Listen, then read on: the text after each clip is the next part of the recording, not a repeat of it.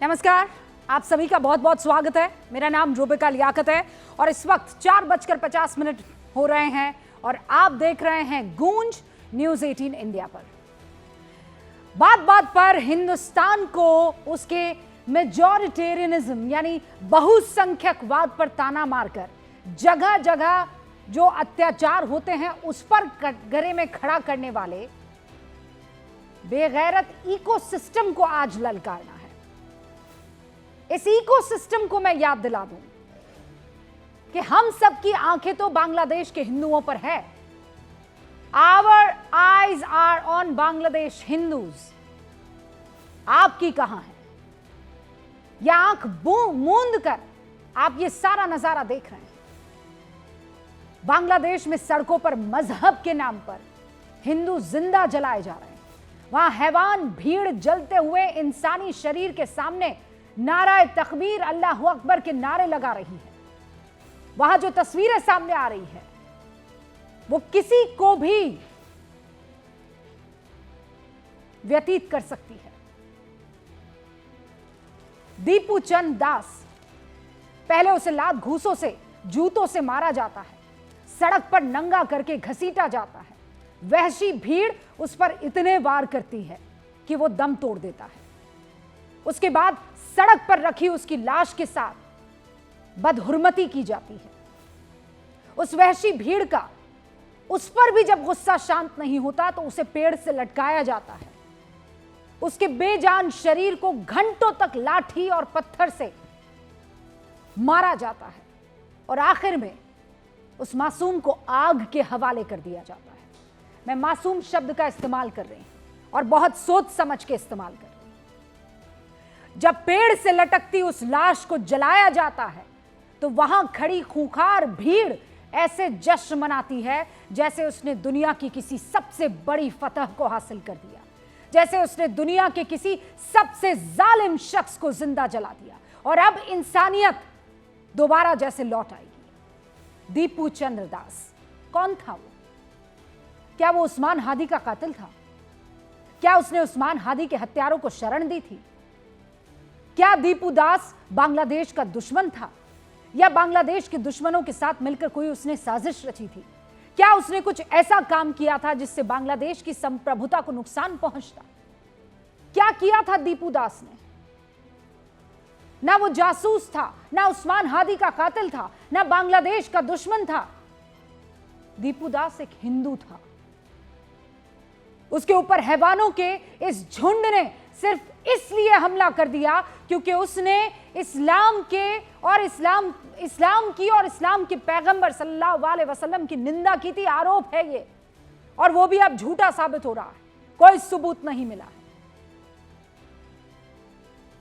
जिस बांग्लादेश में उठापटक या आंदोलन उस्मान हादी की हत्या के बाद शुरू हुए थे वो सरकार के खिलाफ जाते जाते मीडिया हाउसेस और हिंदुओं और भारत के खिलाफ कैसे हो गए? ये सवाल हमारे मन में है और सिर्फ हिंदुस्तान में बैठकर हमारे जहन में ये सवाल नहीं उठ रहे हैं बल्कि पूरी दुनिया में इस सवाल की गूंज है। पूरी दुनिया में बांग्लादेश में अल्पसंख्यक हिंदुओं पर अत्याचारों की वजह क्या है? कनाडा की संसद में बांग्लादेश में हिंदुओं पर अत्याचार का मुद्दा उठा, लेकिन शर्म आती है कि हम पड़ोस के मुल्क में हैं, हमारी संसद में तमाम तरीके की चीजें देखी गई, वेपिंग से लेकर सदन छोड़ने तक, लेकिन इस पर चर्चा नहीं। आवाज उठाने वाली मेंबर ऑफ पार्लियामेंट का नाम वहां कनाडा में मेलिसा लैंसमैन था।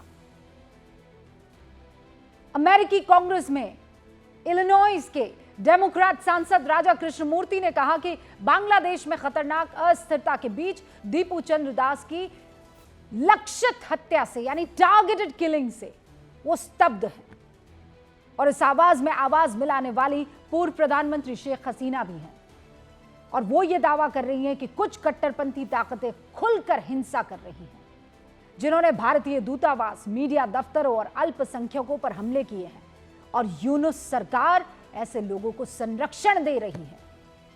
यहां तक कि सजा पाए आतंकियों को भी रिहा किया गया है। बांग्लादेश की मशहूर लेखिका तस्लीमा नसरीन भी एक्स पर पोस्ट लिख रही हैं, एक के बाद एक बांग्लादेश से ताल्लुक रखती हैं। वो क्या लिखती है पता है आपको? वो लिखती है, पूरे देश में लोग उस्मान हादी के लिए रो रहे थे, किसी ने उस निर्दोष गरीब हिंदू युवक की तरफ देखा तक नहीं जिसे जिहादियों ने एक गिरोह के रूप में पीट पीट कर जलाकर मार डाला। मोहम्मद यूनुस सर पर टोपी पहने हादी के अंतिम संस्कार में तो जाते हैं, लेकिन उन्हें उनके मुंह से दीपू की इस भयानक हत्या पर एक शब्द तक नहीं निकलता। वो पूछती हैं कि क्या बांग्लादेश में कभी किसी मुसलमान को किसी हिंदू की हत्या के लिए सजा मिली है? इस सवाल का जवाब हम भी जानना चाहते हैं।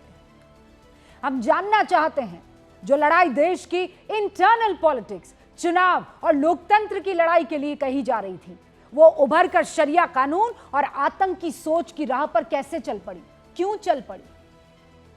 बांग्लादेश के हर कोने से कट्टरपंथी आवाज कैसे उठ रही है? ये शख्स आपको दिखाई दे रहा है? ज्यादा उम्र नहीं होगी इस लड़के की, जुबैर अहमद तशरीफ इसका नाम है।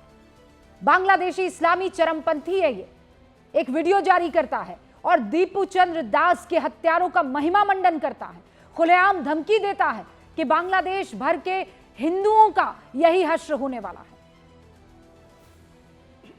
एक इकबाल इनकलाब मंच है, उसका एक सदस्य अब्दुल्ला अरजाबेर, वो 14 दिसंबर को चेतावनी देता है कि अगर हादी के हमलावरों को भारत ने शरण दी तो भारतीय दूतावास को काम नहीं करने दिया जाएगा। इसी नफरत का नतीजा कि चटगांव में भारतीय सहायक उच्चायोग पर हमला होता है। राजशाही यूनिवर्सिटी के छात्रों ने सड़कों पर आग लगाकर भारत विरोधी प्रदर्शन किया जाता है। याद है ना आपको? ये जो बिल्कुल मेरे बगल वाली तस्वीर में आपको यूनुस साहब दिखाई दे रहे हैं, मोहम्मद यूनुस की सत्ता में हिंदुओं पर अत्याचार हो रहा है और ये वही शख्स है जिनको शांति के लिए दुनिया के सबसे बड़े सम्मान से नवाजा गया है, नोबेल पीस प्राइज। बांग्लादेश के हिंदुओं को मोहम्मद यूनुस ने क्या संदेश दिया? यह शांति पुरस्कार क्या हिंदुओं पर हो रहे अत्याचार पर शांत रहने के लिए मिला था? क्या कारण है कि बांग्लादेश सरकार इन कट्टरपंथियों, इस शरिया कानून के लिए तड़प रहे खूंखार दरिंदों के सामने सरेंडर्ड है? जिस कट्टरपंथ की तरफ बांग्लादेश बढ़ चुका है, गौर से सुनिएगा, उसकी आग की धधक आज भारत को महसूस हो रही होगी। कल यह आग किसी और दरवाजे पर पहुंच जाएगी। आज बांग्लादेश जिस रास्ते पर है, वो रास्ता इतिहास में पहले भी अपनाया जा चुका है, अफगानिस्तान में, सीरिया में, सूडान में, सोमालिया में, जिसकी आग पूरी दुनिया में अशांति फैला रही है। और यह इतिहास बताता है कि जब भीड़ कानून बन जाती है तो फिर इंसानियत शरणार्थी बनने को मजबूर हो जाती है। आज मारा गया युवक सिर्फ एक नाम नहीं है, वो चेतावनी है, वो सवाल है, वो आईना है। आईना जिसमें बांग्लादेश सरकार को अपना चेहरा देखना चाहिए, लेकिन अपने विभत्स और क्रूर चेहरे देखने के बांग्लादेशी सरकार हिम्मत और हिमाकत नहीं कर पा रही है। वो डर रही है, ठीक वैसे ही जैसे धार्मिक उन्माद में पगलाई भीड़ को रोकने से डर रही है। और इसीलिए गूंज में आज सवाल पूछना जरूरी है, बांग्लादेश में 1,30,00,000 हिंदुओं का भविष्य क्या होगा? बांग्लादेश को कट्टरपंथ के रास्ते पर किसके इशारे पर ले जाया जा रहा है?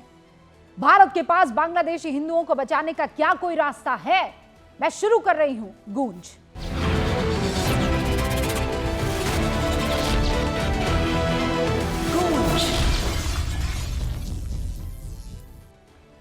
सारे खास मेहमान हमारे साथ जुड़ चुके हैं, उनसे मैं आपका तारुफ करवा देना चाहती हूं। भारतीय जनता पार्टी के राष्ट्रीय प्रवक्ता अजय आलोक इस वक्त आपको स्क्रीन पर दिखाई दे रहे हैं। बांग्लादेश के वरिष्ठ पत्रकार है मजहरुल इस्लाम खान साहब इस वक्त स्क्रीन पर आपको दिखाई दे रहे हैं।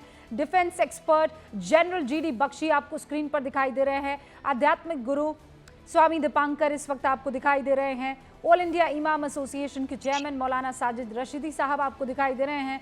South India personal law board के अध्यक्ष राशिद शरीफ साहब और राजनीतिक विश्लेषक बादल देवनाथ आपको स्क्रीन पर दिखाई दे रहे हैं। आप सभी का बहुत बहुत स्वागत है। सबसे पहले चूंकि बांग्लादेश से हमारे साथ पत्रकार मोहतरम जुड़े हुए हैं, मैं सीधा उनका रुख करती हूँ। ये एक बहुत सिंपल सा सवाल है मजहरुल इस्लाम खान साहब कि इस वक्त जो वहाँ पर ये भीड़ उन्मादी हो रही है और जिस तरीके से भीड़ में हमको दिखाई दे रहा है नारा तकबीर अल्लाह अकबर के नारे लग रहे हैं, दीपू चंद्र दास को जिंदा जला दिया जा रहा है, वहां पर यह कहा जा रहा है कि हिंदुओं को बख्शा नहीं जाएगा। और एक नहीं, आपने देखे होंगे तमाम तरीके के ऐसे विजुअल्स आ रहे हैं। इससे क्या अंदाजा लगाया जाए, ये क्या हो रहा है? हमें लगा था ये पॉलिटिकल इनफाइट है मजहरुल साहब, लेकिन ये तो कुछ और निकल के आ रहा है। रुबिया जी, सर, मैं आपको वापस लेना चाहूंगा 19 दिसंबर 2025, इस दिसंबर के 2025 में। हाँ। Let me start with a story. हाँ। 3 बच्चे, 3 लड़कियां, एक बाप। लोकेशन बांग्लादेश की लक्ष्मीपुर नाम के एक एरिया है, उसकी एक उपजिला बोलता है भवानीगंज। 3 लड़कियां, एक बाप। बीएनपी का वहां का लोकल लीडर। घर की दरवाजा सामने से ताला मार दिया जाता है, फिर आग लगा दिया जाता है, मारा जाता है एक लड़की जिसका नाम है आयशा, और सीवियरली बर्न्ड। जो आयशा की पिताजी थे, उसके नाम है बिलाल, और 2 बहनें Shruti and Samiya. We are talking about brutality, we are talking about death of humanity. अब देखिए, let's not divide it as a religion like Hindu Muslim. ये नहीं हो रहा है। जो हो रहा है, यहाँ हिंदू भी मर रहा है, बंगाली भी मर रहा है, मुस्लिम भी मर रहा है। This not about religion. So we have to concentrate that this thing, why this kind of violence is getting enhanced, what government is doing, we can ask for that. सिर्फ हिंदू मर रहा है, दीपू मर रहा है, ये नहीं हो रहा है। मुस्लिम भी मर रहा है, आग से मर रहा है। इस बांग्लादेश पे भी इस same time this things are happening. आज भी एनसीपी, जो जुलाई 26 का जो स्टूडेंट्स था, उनकी जो पॉलिटिकल अलायंस फॉर्म किया, एनसीपी का एक लीडर को सर पे सर पे गोली करके खुलना पे मारा गया। So thing is that law and order situation in Bangladesh is going down. नहीं, not about religion. I understand. Mazharul साहब, आपके भी कुछ किसी तरह के जिसे कहते हैं ना कि दायरा होगा, आप उस दायरा को तोड़ना नहीं चाहेंगे। I understand this. आप कह रहे हैं कि इसको मजहबी, not about दायरा. This is the fact. Khan साहब, आप ये कह रहे हैं कि being a journalist, I can't be biased to any religious issues and others. I'm saying I can understand. ठीक है, हो सकता है कि आप ये कह रहे हैं कि इसमें किसी तरह का कोई रिलीजियस बायस नहीं हो सकता है, या हमें ढूंढना नहीं, वो तो हम बोल रहे हैं कि रिलीजियस नहीं ढूंढना चाहिए। अब I am just trying to understand one thing sir, ये लोग कौन है? ये जो मजहबी नारे लगा रहे हैं, जब हम यहाँ से वो तस्वीर देख रहे हैं तो हमें तो एक ही मजहबी नारा सुनाई दे रहा है ना। हमें तो जीसस क्राइस्ट के नारे नहीं सुनाई दे रहे हैं, हमें जय माता दी नहीं सुनाई दे रहा है, हमको हालेलुया नहीं सुनाई दे रहा है, वाहे गुरु दा खालसा वाहे गुरु दी फतेह नहीं सुनाई दे रहा है। हमें एक ही चीज सुनाई दे रही है। Is it not true? Tell me the fact, is it not true sir? Truth is that to draw the international attention, including India, this नारे इधर बांग्लादेश है, so जितने आदमी मारा जा रहा है इस ह्यूमैनिटी के डेथ है। I am sorry for to say, being a Bengali and national of Bangladesh, I am sorry to the whole world that ये सब इस देश में हो रहा है। This is not expected. इस रिलीजन का जो कलर दिया जा रहा है, this is not good for a nation, क्योंकि जब एक पॉलिटिक्स के संग अगर रिलीजन ऐड कर दिया जाए, उसका चिंगारी जितना ज्यादा होता है, वो चिंगारी सब कुछ जला के राख कर देता है। नहीं, वो तो कर दिया है खान साहब, कर दिया है। देखिए, अब बात ये है ना कि आप कह रहे हैं इसको रिलीजियस एंगल नहीं देना चाहिए। I as Rubika Liaquat would never want to do it sir. कौन चाहेगा कि इस तरीके से एक मजहब जो है वो बदनाम हो? कौन चाहेगा? लेकिन जब आप ये सब तस्वीरें देखते हैं तो मैं इस बात से कैसे इनकार कर सकती हूँ। जैनुल बख्शी हमारे साथ यहाँ मौजूद है। जैनुल बख्शी, आपने खान साहब को सुना, he is practising his profession is journalism, वो वहाँ पे बंगाल में है। मेरा एक सिंपल सा प्रश्न है सर, इस वक्त जो बंगाल में हो रहा है, you are a person who is absolutely neutral, what do you think sir? ये जो भीड़ है, इस भीड़ को मैं क्या नाम दूं? नहीं, देखिए, मैं बताना चाहता हूं 1971 के युद्ध में मैंने हिस्सा लिया है। हमारे 3,864 ऑफिसर्स, जेसीओ जवान, आर्मी, नेवी, एयरफोर्स के, उन्होंने अपने जान की कुर्बानी दी थी बांग्लादेश को आज़ाद कराने के लिए, बांग्लादेश को पाकिस्तान की फौज की जैक बूट से छुड़ाने के लिए। Absolutely. उस वक़्त हमूदुर रहमान कमेटी रिपोर्ट के मुताबिक बांग्लादेश के अंदर कोई 1 मिलियन औरतों का रेप हुआ था, मास रेप, ठीक है। वहाँ पे 3 मिलियन बांग्लादेश के लोग मार डाले गए थे और 10 मिलियन भारत में रिफ्यूजी बना के घुसेड़ दिए गए थे, घर से बेघर कर दिए गए थे, घर जला दिए गए थे, उनके निकाल बाहर किया था उनको, ठीक है साहब। हमने बांग्लादेश के लोगों को अपनी आज़ादी के लिए लड़ते देखा है, मुक्ति योद्धास को लड़ते देखा है। आज वहाँ जो अगजनी, जो मार काट, कत्ल गारत, खूना खच्चर, ये क्या किसी मुल्क को शोभा देता है? मैं आपसे यही पूछ रहा हूं साहब। आप बड़े खुश हो रहे थे लोग कि हमने हसीना वाजेद को निकाल दिया। अरे हसीना वाजेद के टाइम में कम से कम 2 रोज की रोटी तो नसीब हो रही थी लोगों को। वहां पे जो इकॉनमी थी बड़ी तरक्की पर थी साहब। पाकिस्तान से पर कैपिटा जीडीपी ज्यादा हो गया था जी, हिंदुस्तान से भी आगे निकल गया था पर कैपिटा जीडीपी। तो आज हम जब से मोहम्मद यूनुस साहब पैराशूट होके आए हैं वॉशिंगटन से, हम जानते हैं वो ग्रामीण बैंक के इंचार्ज थे और उस बैंक से उन्होंने $6 लाख हिलरी क्लिंटन के प्रेसिडेंशियल कैंपेन के लिए दिया था।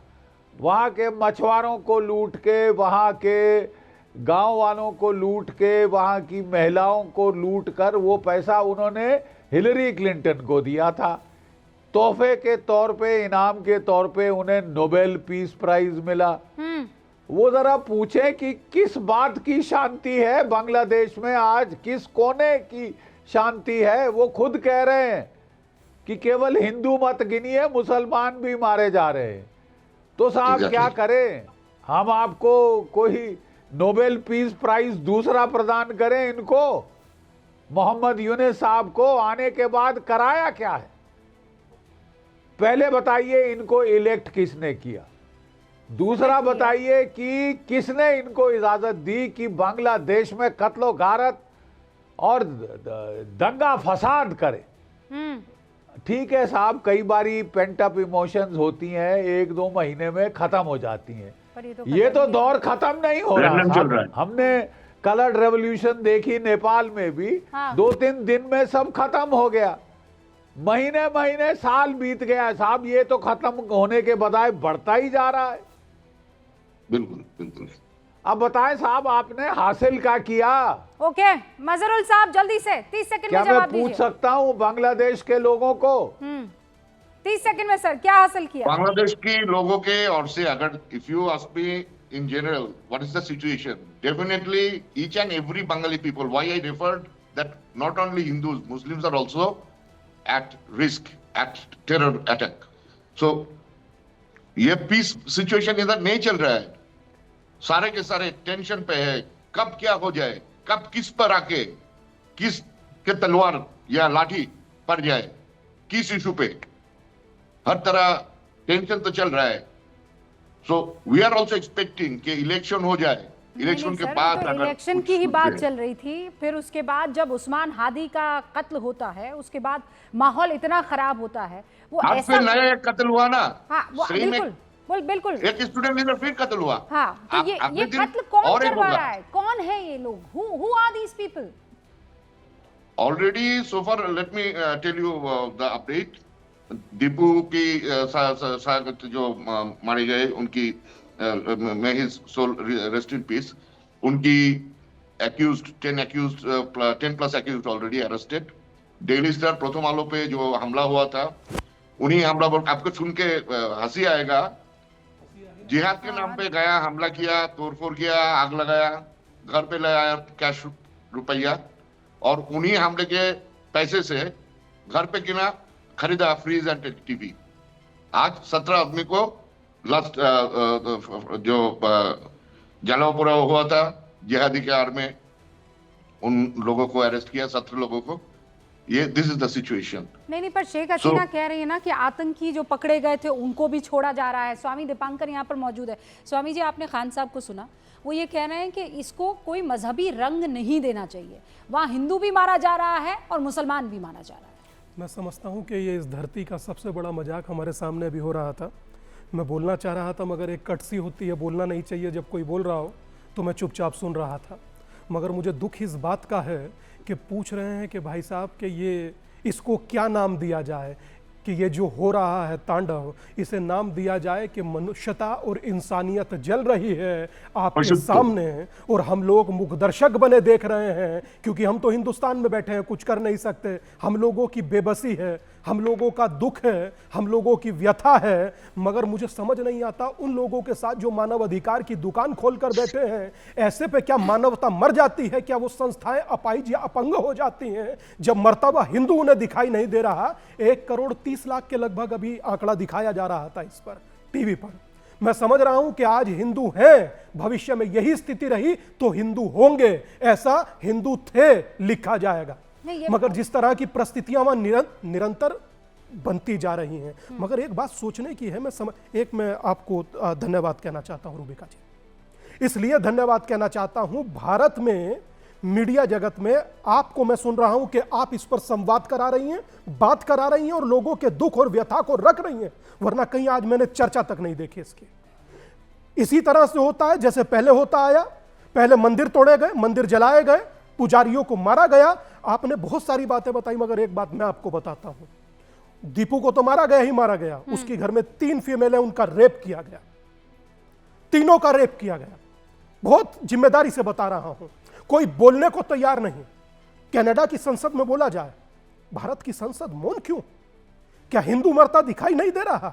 और मैं तो एक बात रूबिका जी रोककर आपको कहूंगा कि जितने यहां पर बांग्लादेशी घुसपैठियां हैं, उनको निकालकर यहां से बाहर किया जाए, और अगर नहीं वहां पर रह सकते हिंदू, तो उन्हें यहां पर भारत लाया जाए। क्यों मरने के लिए वहां पर छोड़ रखा है? कौन सी भीड़ है? इसे वहशी की भीड़ कही जाती है, नरभक्षी, जो हिंदुत्व को लील रहे हैं, हिंदू को लील रहे हैं। कोई बोलने वाला नहीं, कोई कहने वाला नहीं। क्या 100 करोड़ के देश में हिंदुओं का नेता कोई नहीं? और अगर है तो आज संसद, लोकसभा, विधानसभा में विषय यह होना चाहिए था कि जहां हजारों लाखों हिंदू मारे जा चुके हैं, कोई देखने को तैयार नहीं। पहले में क्या हुआ, आज में क्या हुआ, कल में क्या होगा? अरे तुम्हारे वहां चुनाव है, भाड़ में गया चुनाव, मुझे क्या ताल्लुक? मेरे हिंदुओं को मार क्यों रहे हो? इतना तो शर्म रखो यार। यहां पर नहीं रह रहे घुसपैठिया, कौन पिट रहा है यहां मजे में रह रहे हैं, आधार कार्ड बनवा करके जगह जगह। मगर यही स्थिति रही तो मेरी हाथ जोड़कर देश की सरकार से प्रार्थना है, निकाल कर यहां से बाहर कीजिए भाई साहब, उन्हें यहां ले आइए, उन्हें हम लोग पाल लेंगे, मगर कम से कम बेटियों का बलात्कार तो नहीं देखेंगे, धागा गले में बंधा हुआ कंठी से मुंह से काटता हुआ तो नहीं देखेंगे, मां बहन बेटी का रेप तो नहीं देखेंगे। और एक बात बहुत खुले और बहुत स्पष्ट कह रहा हूं, मुझे समझ नहीं आता आप लोग क्या कर रहे हैं। अगर जो सनातन का विरोध आप कर रहे हैं तो आप लोग हमारे विरोधी हैं। मुझे कोई ताल्लुक नहीं इस चीज से कि आप कहां रह रहे हैं। मेरे दिल में दर्द है और मैं कहूंगा, मुझे कोई फर्क नहीं पड़ता आपको कैसा लगता है। यहां बैठकर लिपापोती करिए, कोई फर्क नहीं पड़ेगा, मगर आप मनुष्यता का कत्ल कर रहे हैं और पूरी दुनिया मुखदर्शक हुई देख रही है। पीस पुरस्कार पाकर बना है, पीस कर दिए मनुष्यता के उस आदमी ने। ऐसी नोबेल पुरस्कार कमेटी होती है, जाहिलों की कमेटी, मार रहे हैं मनुष्य को और पीस पुरस्कार बांट रहे हैं। मैं एक बात रूबिका जी कहना चाहता हूं, मेरी प्रार्थना है पूरे देश से भी और आपसे भी और आपके पूरे मीडिया जगत से, हिंदुओं को मरता देख प्लीज मौन मत रहिए। आपने बोला, पूरा देश बोले, क्यों ना दिखाओ वहां पर कैसे मर रहे हैं। नहीं, पर उसे नाम दे दिया जाएगा ना, तो वो तो हिंदू भी मर रहा है, मुसलमान भी मर रहा है, फिर ऐसे गिनाया इनके कहने से हो जाएगा? नहीं, वो तो गिनाया जाएगा। कौन बता रहा, उनकी 3 बहनों का भी रेप हो गया। एक बड़ा सवाल यहाँ पर खड़ा किया गया है अजय आलोक जी, कि यहाँ की संसद क्यों मौन है? क्यों मौन है? भारतीय जनता पार्टी मौन नहीं है, हमारी सरकार मौन नहीं है। बांग्लादेश सरकार को विदेश मंत्रालय ऑलरेडी बोल चुका है और सीरियस कंसर्न दिखा चुका है। चटगांव स्थित हमारा वीज़ा निगरान सेंटर को बंद कर दिया गया है और भारत सरकार इसको लेके बहुत गंभीर है। ऐतिहासिक पहलू पे जाइए, जनरल साहब बैठे हुए हैं। जब हम बांग्लादेश के लिए लड़ रहे थे उस वक्त भी एक हिस्सा जो था वो कट्टरपंथियों का ही था, जो अवामी लीग के साथ नहीं था। उस वक्त भी वो एक हिस्सा कट्टरपंथियों का था और वो अवामी लीग के साथ नहीं था, और उस वक्त भी वो पाकिस्तान के समर्थक में थे। और ये कड़वी सच्चाई है कि जब धर्म का विस्तार करने के लिए राजनीति का इस्तेमाल किया जाता है और धर्म का विस्तार बिल्कुल तलवार की नोक पे जब किया जाता है तो उसमें चाहे हिंदू हो, क्रिश्चियन हो, बौद्ध हो, कोई हो दूसरे धर्म के, उनका नुकसान होगा। अब इससे बचा कैसे जाए? एक ही तरीका है, बांग्लादेश में जितने बचे हुए हिंदू हैं वो सब संगठित होकर एक इलाके में रहे। मेरी खुली अपील है, एक जगह एक इलाके में रहिए और संगठित होकर रहिए, तभी आप कुछ जवाब दे पाएंगे। नहीं तो अलग अलग छितरा के रहेंगे, इसी तरह भीड़ घुसेगी और मारते हुए चली जाएगी। ये कोई नया चीज़ नहीं हुआ है। आप याद कीजिए हमारे देश की विडंबना क्या है कि जब भी मुसलमान नाम का शब्द एक आता है ना तो सेकुलरवादी जितने हैं सबके मुंह बंद हो जाते हैं, कोई कुछ नहीं बोलेगा। नेपाल में जेनजी जब विद्रोह कर रहा था और नेपाल को हिंदू राष्ट्र बनाने की बात की जा रही थी तो तुरंत नेपाल के हिंदू राष्ट्र के विरोध में यहाँ पे लोग टपा बोलना शुरू कर दिए।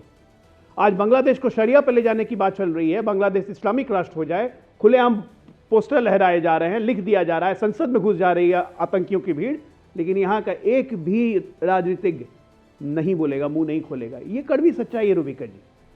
एक भारतीय जनता पार्टी बोलेगी, मोहन भागवत जी ने बोला, आरएसएस बोलेगा, ये लोग बोलेंगे, बाकी कोई नहीं बोलेगा। ममता बनर्जी तो बगल में है ना, बॉर्डर लगा हुआ इतना बड़ा, हिंदुओं का दर्द नहीं हो रहा है उनको, कांग्रेस को हिंदुओं का दर्द नहीं हो रहा है। बादल जी भी हमारे साथ हैं यहाँ पर, वो फिलिस्तीन का तो इतना दर्द है, फिलिस्तीन का तो इतना दर्द है, फिलिस्तीन का इतना दर्द, फिलिस्तीन का इतना दर्द है कि संसद में बैग लेके पहुंच जाते हैं। नहीं वो है ना, शपथ में जय फिलिस्तीन कह देते हैं। All eyes on Gaza, all eyes on फला टला अला।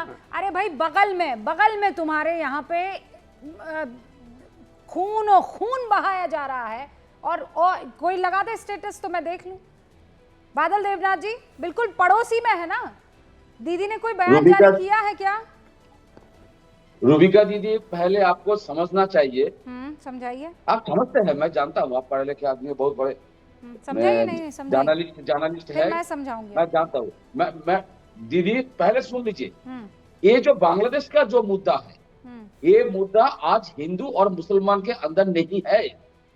सबसे बड़ा बात है, बांग्लादेश के कुछ लोग हैं, जब यूनुस सरकार, यूनुस गवर्नमेंट जब आया तब से कुछ लोग हैं जो कट्टरपंथी है।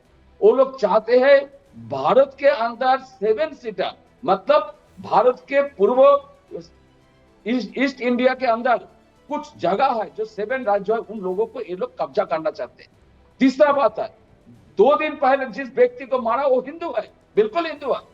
लेकिन आपको ये भी समझना होगा, बांग्लादेश के अंदर अवामी लीग जो पार्टी है उस लीग को बैन किया है इलेक्शन कमीशन के द्वारा, और यूनिस सरकार ने बैन किया।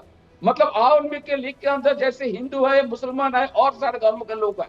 आपने 1 साल के अंदर देखिए कितने मुसलमान और कितने हिंदू को मारा है, और कितने हिंदू इलाकाओं के जाके हिंदू बोल के उन लोगों को मारा है।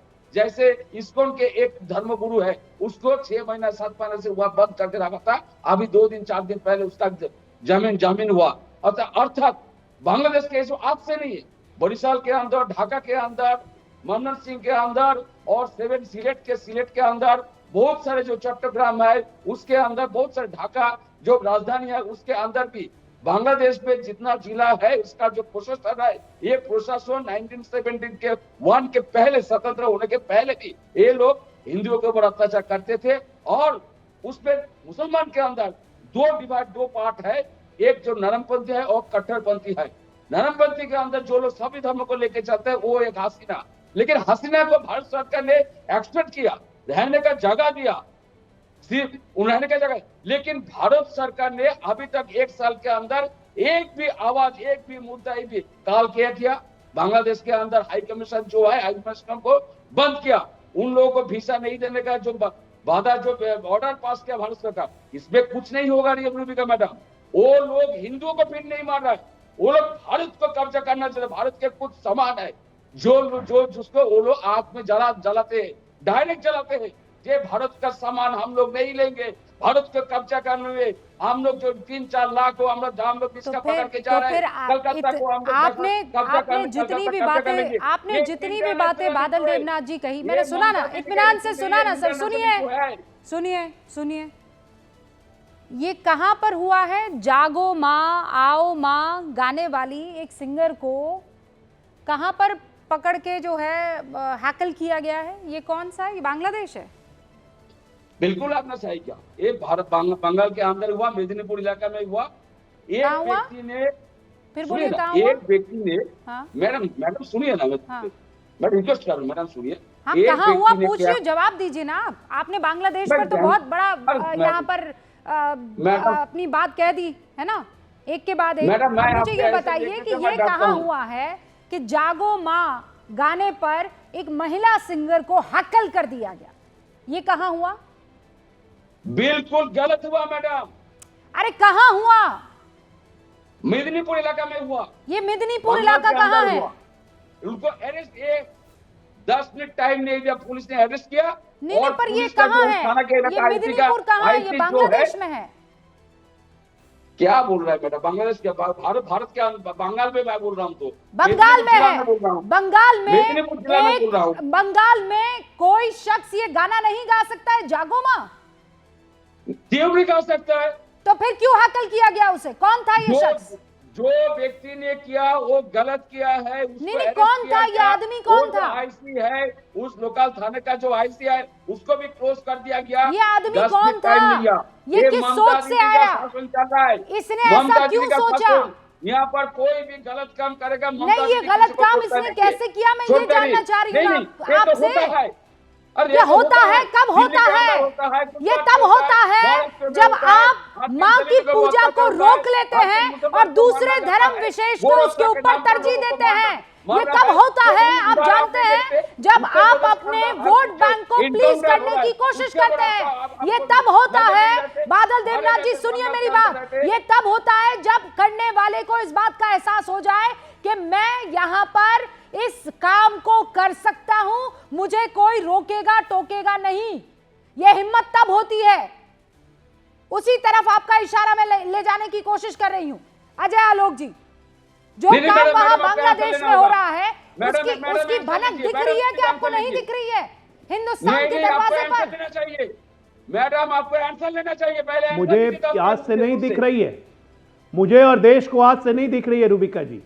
बांग्लादेश में जो हो रहा है वो बंगाल में पिछले 3 वर्षों से हो रहा है। संदेश खाली भूल गई आप, कितने साल पहले हुआ था? आरजी कर मेडिकल कॉलेज आप भूल गई। सबसे पहले आप आंसर दीजिए। वहां पे बिल्कुल एक्सट्रीमिस्ट लोग जितने हैं, जितने कट्टरपंथी इस्लामिक हैं, उन सबको ममता दीदी मुर्गा बना बना के खेल रही है।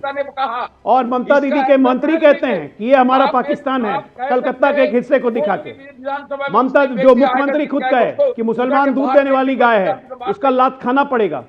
तो एक बात जान जाइए, पश्चिम बंगाल कभी बांग्लादेश नहीं बनेगा। ममता दीदी को बोलिए बांग्लादेश चले जाएं, फरवरी में वहां चुनाव लड़ लें, प्रधानमंत्री बन जाएंगी, ठीक है ना? धर्म परिवर्तन करा के सब बांग्लादेश चले जाइए। आप लोग जैसे नासुरों की यहां जरूरत नहीं है। और आपको तो बंगाल की जनता ही इस बार सबक सिखाएगी अच्छे तरीके से। ये जो मुर्गा लड़वा रहे हैं, कभी हुमायूं कबीर का, कभी कहीं का, कभी कहीं का, ये सब लोग समझ रहे हैं। कभी बाबरी मस्जिद बन रही है बंगाल में, ये सब क्यों हो रहा है इस चुनाव के समय? नहीं, पर मैं ये सबको समझ में आ रहा है। मैं बहुत क्लियर हूं इस मामले में। अजय आलोक जी, मुझे किसी के मस्जिद बनाने, मंदिर बनाने, चर्च और गुरुद्वारा बनाने से कोई एतराज नहीं है। आपकी जमीन है, आप जिसकी पूजा करते हैं, जिसकी इबादत करते हैं, वो आप धर्मस्थल वहां पर बनाइए, आपको कोई रोकेगा नहीं। मुझे इसमें कोई दिक्कत नहीं लगी, जैसे बाकी सबको। लेकिन बाबरी नाम देना जरूरी है। अरे भाई, कोई भी नाम दे सकता है, किसी की बपौती नहीं है कि यही नाम देना है, यही नाम नहीं देना है। मैं तो इसमें बहुत क्लियर हूं, आप कोई नाम दे दीजिए और वहां पर रख दीजिए, इसमें कोई दिक्कत नहीं। पर दिक्कत तब हो जाती है जब आप सेलेक्टिव साइलेंस जो है वो साफ तौर पर दिखाते हैं, सेलेक्टिव चुप्पी जिसे कहते हैं। साजिद रशीदी साहब भी यहाँ पर मौजूद हैं और शरीफ साहब भी मौजूद है। साजिद रशीदी साहब, आपको वास्ता है खुदा का, मुझे सच्चाई से बताइएगा, जब आपने वो तस्वीरें देखी होगी, दीपू चंद्रा को जब जलाया जाता है, वहां पर बिल्कुल दाढ़ी टोपी लगाए हुए अल्लाह अकबर के नारे लगाते हुए लोग आपको जब दिखे होंगे तो पहली चीज आपके जहन में क्या आई? क्या थी वो पहली चीज? पहली चीज़ मेरे जहन में यह आई कि इस्लाम किसी भी आदमी को इस तरह जलाने को और जुल्म के साथ मारने को इजाज़त नहीं देता। सबसे पहली चीज़ मेरे साथ में यह आई। और जो लोग इस तरह की हरकत कर रहे हैं वो इस्लामिक तो हो ही नहीं सकते, उनका इस्लाम से कोई लेना देना नहीं है, क्योंकि कुरान साफ कहता है जिसने किसी बेगुनाह एक इंसान को मारा ऐसे जैसे पूरी इंसानियत को उसने मार दिया। लेकिन रूबिका जी, मैं एक चीज़ आपसे ज़रूर कहना चाहूँगा, ये भी मेरे दिल की आवाज़ है। जब हम बांग्लादेश में दीपू चंद्रा के मर्डर को, उसके कत्ल को, उसकी शहादत को बुरा कह सकते हैं, गलत कह सकते हैं, करने वाले को गलत कह सकते हैं, जब यहाँ अखलाक हुसैन से लेकर और अभी 6 दिन पहले ताहिर हुसैन तक सैकड़ों मुसलमानों को जब मॉब लिंचिंग कर दिया जाता है जय श्री राम का नारा लगाकर, सैकड़ों, उस वक्त जब लोग मौन रहते हैं, जब लोग मौन रहते हैं तो मुझे इतना ही दुख होता है, इतना ही दुख केरल का होता बताइए, है। छत्तीसगढ़ के एक युवक का और उन केरल में लोगों आज की- मॉब लिंच किया गया है। अरे बोलने हिंदू दो युवक भाई, की मॉब लिंचिंग बोलने केरल दो में भाई। मुसलमानों ने की है। आपके ट्रम में उस नहीं पे नहीं बोला, बोलेंगे। मैं आज 25 की मिनट घटना से है। चुप बैठा हूँ, मैं 25 मिनट से। ये जो आपको आपका तो ये लगेगी भाई, सेलेक्टिविज्म है ना, यही हालांकि देश के मैं लिए आपके खतरा लिए नहीं है। बोल रहा हूँ, नहीं सिलेक्टिविज्म नहीं है, सिलेक्टिविज्म नहीं है ये। बांग्लादेश से तो ये बाद में आपकी निपटेंगे, सोच पहले की आप लोग जैसे लोगों दुर्दशा से है। निपटना जरूरी है। ये आपकी, मेरे भाई, ये आपकी सोच की दुर्दशा है। अगर आप लोग ये सोच ना सोचें सोच की कि दुर्दशा मुसलमान आपकी यहाँ दिख का रही है नहीं मुझे। है, सोच की मुसलमान को दुर्दशा यहाँ आपकी जीने दिख का रही है अधिकार मुझे नहीं कि है, आपको इस तो देश फिर में ये सैकड़ों चीज मुसलमानों पैदा को ही नहीं हो लिंच कर सकती। दिया गया। ये जो झूठा बात आप फैला रहे हैं, इसकी जिम्मेदारी नहीं लेते किया हैं गया आप? क्या? सैकड़ों मुसलमानों नहीं को किया लिंच कर दिया क्या? गया यहाँ भारत में। मैं अपने मुसलमान के लिए ना बोलूं? सैकड़ों जब मुसलमान, स्वामी सैकड़ा कितने दीपंकर होते हैं? बैठकर बांग्लादेश के सैकड़ा हिंदू कितने के लिए होते बोल सकते हैं, तो क्या साजिद रशीदी हिंदुस्तान के मुसलमान के लिए नहीं बोल सकता? अरे आप तो फिलिस्तीन, क्यों नहीं गाजा बोल हर सकता जगह चले हिंदुस्तान के जाते हैं, मुसलमान सीरिया के और लिए ये हर साजिद जगह। रशीदी? आप तो विश्व भर के मुसलमानों का ठेका आप लेके बैठे हुए हैं बांग्लादेश आप के लोग। हिंदू के लिए बोल सकते हो, खुद कन्वर्ट हैं, साजिद रशीदी ओरिजिनल मुसलमान भी हिंदुस्तान नहीं के है। मुसलमान के लिए ना बोले, मैं भी हिंदू के लिए बोलूं? खुद तो कन्वर्ट अरे है, अजीब ओरिजिनल बात है। मुसलमान भी नहीं है। आप बोलने नहीं देते अरबी किसी आप लोग को मुसलमान आप मानता ही बोलने नहीं नहीं है। देते किसी को। हाँ, शर्म नहीं, नहीं आती आप लोग क्या को। ओरिजिनल हिंदू हैं? आप क्या ओरिजिनल हिंदू हैं? जी हम लोग तो एकदम हिंदू ही आप हैं। तो हिंदू भी नहीं है, आप तो आप हिंदू तो से सनातनी मुसलमान हैं। बने हो। आप तो आप सनातनी तो हैं, हिंदू से मुसलमान बने हो। आप तो सनातनी हैं। वो कहावत आप है ना, भी तो नया नया ओरिजिनल मुल्ला हिंदू नहीं अल्लाह हो। ज्यादा करता है, वही हो आप पे लागू होती है। इस्लाम में क्या बाबरी के नाम पर, आक्रांता के नाम पे मैं मस्जिद बनाने की आपसे इजाजत ज्यादा होती है? आपको सुनो, मैं आपको आपसे ज्यादा सुना सकता हूँ। इस्लाम में आक्रांताओं लेकिन के नाम मेरी पे आदत मस्जिद नहीं बनाने रही की वो इजाजत है? हाँ। रशीदी साहब बताइए, बड़े विद्वान हैं आप। अरे संविधान को है। पढ़ा है कि नहीं? आक्रांताओं संविधान को के आपने नाम पढ़ा पे है कि जिसने नहीं? लाखों लोगों का संविधान खून किसी के बहाया बाप हो, की बपोती है उसके क्या? नाम पे मस्जिद बनाना अलाउड अभी है? रूबिका ने जवाब दिया, उससे संतुष्टि नहीं हुई। हाँ? रूबिका ने जवाब दिया, संतुष्टि नहीं नहीं, हुई। मुझे और संतुष्टि सुनना नहीं चाहते हुई, हो? क्योंकि कोई किसी के धर्म बाप की आक्रांताओं को बपोती आगे है नहीं क्या? बढ़ाता है। बाबर? इस्लाम भी मना नहीं कर सकता बढ़ाता है मुझे बाबर है। की इतनी मस्जिद इस्लाम बनाने की से? मुझे भी समझ है। कौन साजिद मना कर सकता है रशीदी कि साहब, जहांगीर की एक मस्जिद सेकंड बनाने पे से? बनाइए। कौन आज मना कर सकता है आपको, औरंगजेब की मस्जिद बनाने से? आज देखिए बनाइए ना। प्रॉब्लम बोला यही है, भाई। मैं बता देखिए, रही हूँ जरा साजिद मैं साहब प्रॉब्लम क्या है, मैं ये बताती हूँ आपको। आप तमाम लोग जो अपने आप को नहीं, जो अपने आप को मजहब का आलिम मानते हैं और बताते हैं, आप सब लोगों के साथ इशू ये है कि जैसे ही अरे आप कह रहे हैं इस्लाम में इजाजत नहीं देता है, मौलाना रशीदी साहब आप कह रहे हैं इस्लाम इजाजत नहीं देता है कि आप किसी बेगुनाह का कत्ल करें, लेकिन जहां भी किसी बेगुनाह के इस तरीके से कत्ल होते हैं, very interesting sir, very interesting, ये कटु है, ये कड़वा है, जहां भी इस तरीके से लिंच किया जाता है या जहां भी इस तरीके से मारा जा रहा है, मेजॉरिटी खड़ा होकर काम कर रही है, वहां पर इस्लाम की आड़ कैसे ले ली जाती है? कैसे ले ली जाती है रशीदी साहब? कैसे हो सकता है ये, मुझे ये बताइए। कैसे वहां पर नारा तकबीर अल्लाह अकबर के नारे लगते हैं सर? मैं बता रहा हूँ, मुसलमान होने के नाम पर हम दोनों को इस देश के सामने, पूरी दुनिया के सामने सर झुका देना चाहिए। अरे सुनिए, बता रहा कि हूं जो ना। नारा सुनिए तो सही, मैं आपको बता रहा हूं। फक्र से कहना मैंने चाहिए कहा। था इस्लाम के लिए, आज वो नारा डर बन गया है। लोग कांप जाते हैं अगर वो नारा आप कहीं पर बोल दें। आपको और मुझे शर्म आनी चाहिए इस बात पर। मेरे पास वक्त की कमी है सर, बहुत बहुत शुक्रिया। देखते रहिए न्यूज़ 18 इंडिया।